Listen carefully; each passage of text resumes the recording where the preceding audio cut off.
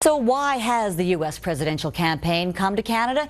And is this talk about renegotiating NAFTA nothing more than campaign rhetoric? Well, let's see what our friend Nick Bontis has to say, who joins us live now from McMaster's DeGroote School of Business. Hello, Nick. Hi, Connie. How are you? I'm pretty good today. It's Friday, after all.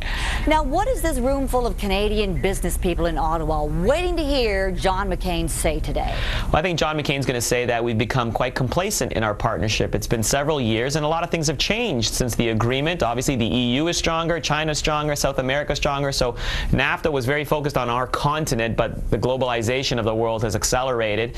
And I think what the Canadians are going to in turn say back to McCain is, hey, two is company, three is a crowd.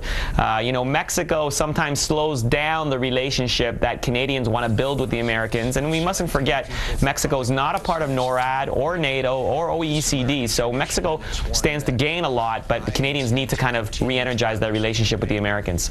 Well, is NAFTA vulnerable in reality, pending the outcome of the U.S. presidential election, or is this just mostly politicking at this point? Well, the first thing, Prime Minister Harper has been very, very careful not to support a favorite candidate on either side. So there's a little politicking going there. Of course, you mentioned Obama.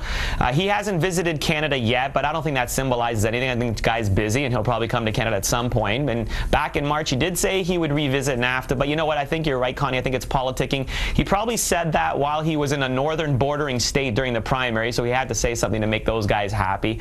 And either way, both McCain and Obama have very, very strong team of economic advisors behind them, so all of them see the benefits in the long run.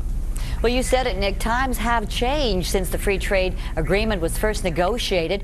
What are some of the other pressures for reforms or changes on this side of the border? Well, let's remind ourselves, NAFTA came into effect in 1994. That's a long time ago. A lot of things have happened since then. Even the terrorist attacks of 9/11 have happened, and that, of course, changed significantly border crossing between Canada and the U.S.